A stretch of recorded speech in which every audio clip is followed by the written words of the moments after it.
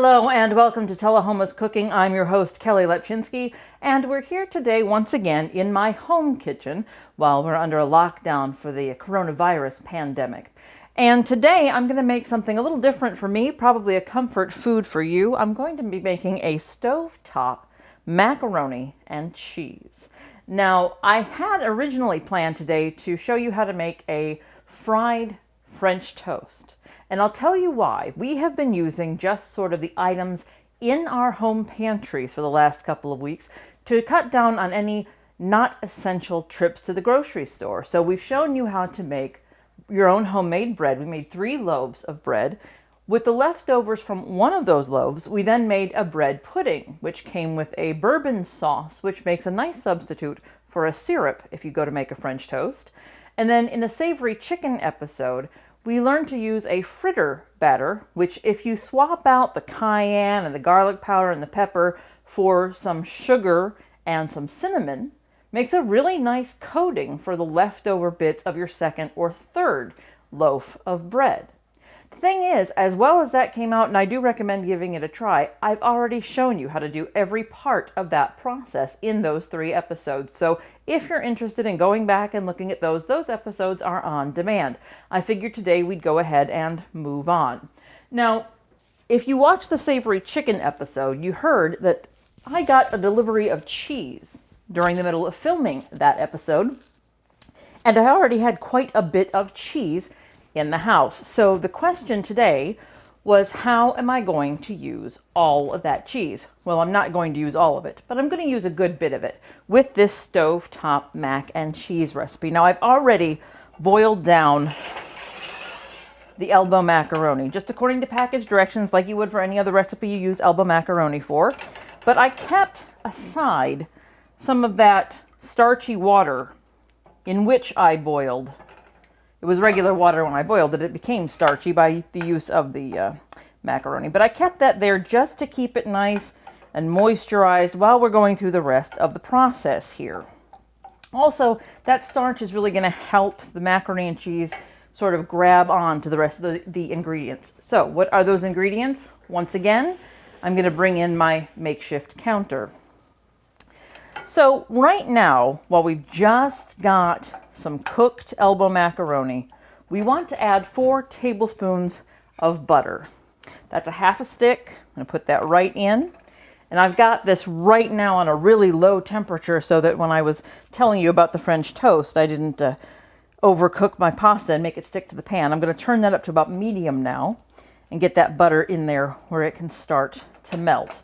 Now, once that's good and melted, we'll make sure it coats all of the macaroni that is in the pan right now. While we're waiting for the butter to melt, though, we're going to make our egg mixture, egg and milk. All right, I've got 2 eggs that I've let come down to room temperature. And we're going to start our cheese sauce with those guys. Really quick, let me come back over here and make sure our butter's doing okay. All right, coming right along there. Give those 2 eggs a little whisk. And then I'm going to add 3/4 of a cup of evaporated milk. Now, if I haven't said this already, because this isn't something that I do regularly, this is a recipe that I looked up, and one of the chefs that I like to rely on for unfamiliar recipes is Alton Brown. Now, Alton Brown's recipe for stovetop mac and cheese calls for 3/4 of a cup. I think he had it measured in ounces, but it came out to about 3/4 of a cup of evaporated milk. I only had about a half a cup of evaporated milk. So to make up the difference, I took regular whole milk directly out of my refrigerator and boiled it down, basically till it was about half of the measurement that I put in to start with. I only needed a half a cup. So I put a full cup in and sort of eyeballed it. Now this is marked, and I think I ended up with a little bit more than a half a cup there, but it should be roughly right. I'm just going to add it right in there with our store-bought evaporated milk and see if I come up to 3/4 of a cup. And what do you know? I am really close. Just got a little extra there. I'm just going to go ahead and mix those 2 guys together. Now, I could not tell you why he chose to use evaporated milk rather than milk, except that it's going to be more concentrated and it's going to have a little bit more nutty flavor, because if you've really evaporated down your milk, you've cooked it until quite a lot of the moisture has come out of it, and you've also gotten some of the flavor of that cooking process in there. So it's going to add a creamy flavor, and it's going to be missing a lot of the, for lack of a better word, water filler of the milk product. So now we've got 3/4 of a cup of milk, evaporated milk. And by the way, evaporated milk and condensed milk are not the same thing. When you're buying, be careful. Condensed milk is sweetened. Evaporated is more concentrated. Condensed will be very sweet, which is probably not what you want in your macaroni and cheese. Now, get that egg and milk right there whisked up. And we now have our macaroni pretty well coated, right, with our butter. And we're not quite ready to add our egg mixture yet, so I'm going to put a little bit more of that starchy cooking water in there to keep my macaroni from sticking to the pan while I'm still mixing the rest of this up. And it's keeping it warm. See, there we go, a little bit on the sides. You may be able to see where I didn't keep that wet. It's sticking a little bit to the pan. It's okay, nothing, it's not getting burnt or anything, but let's try to get those guys in there, all right? There we go. All right, we got a little more liquid to play with there. Nice, wet, buttery macaroni right there, getting ready for our egg and milk. Now, with our egg mixture, I want to add a little bit of flavor in here. And one of the things Alton does is he adds in 3/4 of a teaspoon, yes, teaspoon, of just, mustard powder, okay? So we're going to go ahead and do that. He also adds a little bit, I think he actually uses a measurement of hot sauce. I don't remember off the top of my head what that measurement was, because I wasn't entirely sure I was sold on the idea. So I'm just going to do a dash of hot sauce in mine. I can hear that bubbling away over there. Make sure we're still okay. Yes, sir. Looks pretty tasty, right? Just like that. All right, so we're going to put just a dash of, in this case, Louisiana hot sauce in there. 2 drops, 3 drops, 4 drops. There we go. 4 drops ought to be sufficient. And then one thing I'm going to add that Alton did not is I'm going to add some smoked paprika. Now, the reason I'm doing that is because we got a lot of butter and egg and a very custardy kind of mac and cheese happening, and that's great. You know, if you watched the bread pudding episode, how much I love custard. But I really think that for this to be a comfort food for me, the hot sauce isn't going to be all I want to make it sort of earthy. And I think a smoked flavor, particularly the smoked flavor that could be added by a smoked paprika, might be what I'd like to add to that. So that's what I'm going to do. I'm going to put, I think I just put a 1/4 of a tablespoon of smoked paprika. That is correct. And I remember that because I also have a 1/4 of a tablespoon of black pepper and a 1/4 of a tablespoon of salt. So when I was deciding how much paprika I wanted to use, I knew I wanted it to stand up to the pepper. So I wanted at least as much pepper in there, or at least as much paprika in there as I had pepper. So I'm just adding the salt and pepper directly to the noodles. I probably could have added it to the egg base just as easily, but I just don't want to forget to put it in there. I don't want it to get lost. And you always season your food. In fact, when you boil the macaroni and cheese to start with, you want to make sure you have some salt in that water. Make it a nice briny, starchy water that, once again, I'm going to add a little more of that back in here while we're cooking down and getting ready to add that egg. Now, I haven't mixed that paprika in there yet. All right, what I think we're going to do now, while I'm getting this all stirred up and ready to go, and our macaroni is just in a nice resting place, we're going to take our commercial now, and when we come back, we'll add our egg mixture and our cheese. See you in a bit. Okay, welcome back to Tullahoma's Cooking. Today we're working on a stovetop macaroni and cheese recipe that I've basically taken almost directly from Alton Brown. Now, I mentioned the reason why I've not made macaroni and cheese for myself other than out of a box mix before. We're here right now with our butter and our noodles and our seasoning, or salt and pepper seasoning, because the rest of our seasoning, our chili powder, our hot sauce, is in here with our egg and milk. Okay. Now, oil and water. Water's probably going to be coming from the cheese in this situation. Like I said, I'm making a multi-cheese, get rid of cheese type of mac and cheese here. And I've got, I think, about 10 cheeses. I'm going to turn this down while I talk to you so I don't evaporate all my water. You can tell I've already used the rest of my starchy backup. So the 10 cheeses I have here, and I've got about a cup and a half to go into this much macaroni.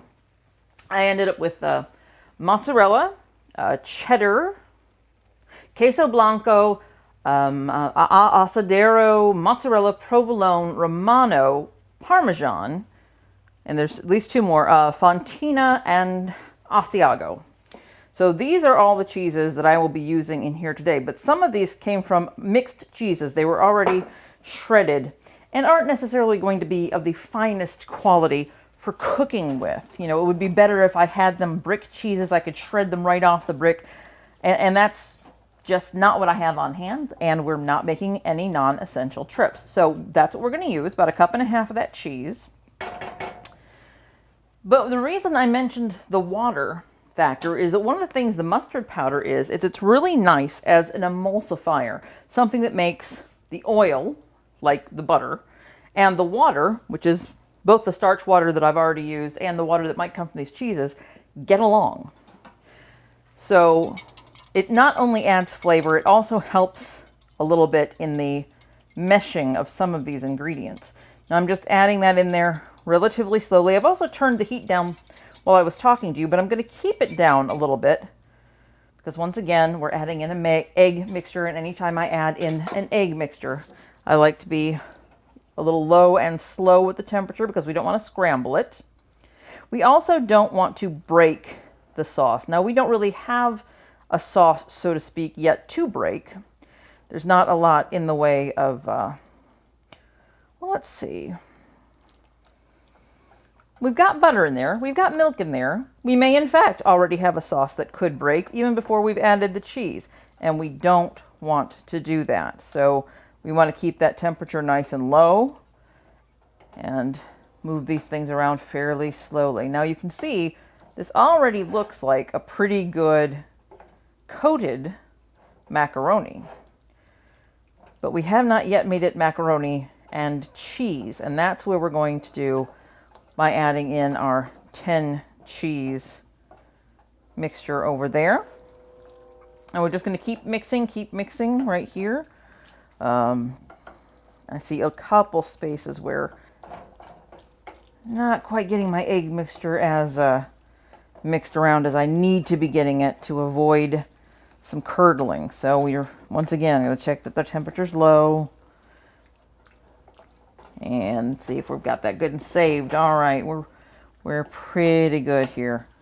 All right, so now that we're in a good spot to start adding some cheeses, I'm also going to do that fairly slowly. All right. Just by the handful, get it incorporated in there. I don't need it all completely melted. I don't need it to be completely at different speeds. I just want to get it in there a little bit before I put the next handful in. Get it to break down just a little bit before I get the next batch. You can start to see a little bit that the cheeses are breaking down and making a very creamy sauce right here. Little humming never hurt anybody in the kitchen, I say. And a little more of that cheese. We're very close to the end there, but we're just going to keep working that cheese in. And while I do that, We'll take our second commercial break, and I'll come back when we're right at the end of the cheese, and we'll see what we've got, see how that came out with our stovetop mac and cheese right after this. And welcome back. I've got the last of that cheese incorporated in and just put it in right before we came back, so I'm still mixing it in, getting it all mixed around in there and incorporated all the way through. But you can, I don't know, can you hear that? Is my mic close enough to it? It's creamy. You can hear the creaminess. I can also smell the smoked paprika. So I know that that did not get lost in the pepper and in all that cheese. It's very, very nice earthy smell there. And I think I've done this on a very low temperature. But I've got to be honest, I feel like if I did too much more heat on this particular grouping of cheeses, I would break the sauce. Now, I can't tell you, other than heat, what causes a sauce to break. But I would have, in a normal circumstance, I might have considered sticking this directly under the broiler and getting a little bit of a brown top to it like you would get from a baked macaroni and cheese. I don't think this is a recipe that would withstand that heat. I could be wrong. If you have questions about that, write to Alton Brown, not to me. I don't know. But I think we're in a good place to give her a try and see how it came out. So I'm going to grab a trivet. I don't think this should be too hot. Not at all. I'm just going to try it right from the pot. Grab a fork here and see how we came out. It's very, very creamy. I mean, there's no doubt about that creaminess. I don't know how, can you see how creamy that is? All right. Smells really, I don't know if you heard that. My cats just went racing by. A couple of them. Okay, smells good.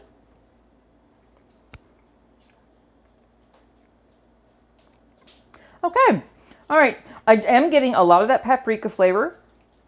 I'm not, off the top of my head, I'm not noticing the hot sauce. But I'm thinking, there's something that I want just a little bit more of. Look at that, it's dripping right off. And it may just be a little bit more salt.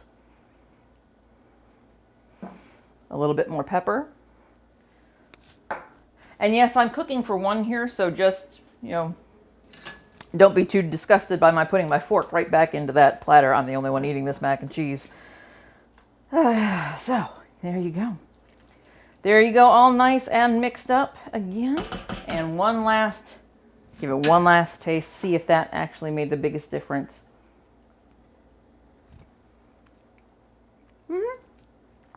That helped. There's actually a property to salt, a really interesting property to salt, but if you add it gradually, at some point, it's going to make all the other flavors that you've included in your dish, whatever dish you've made, it's going to suddenly make them burst, make them all come together and make them taste cohesive. And that little bit that I just added was enough. That's pretty good. And I'm not a big mac and cheese fan. So if you are, I definitely recommend trying this recipe and joining us next time on Tullahoma's Cooking. Thank you for watching.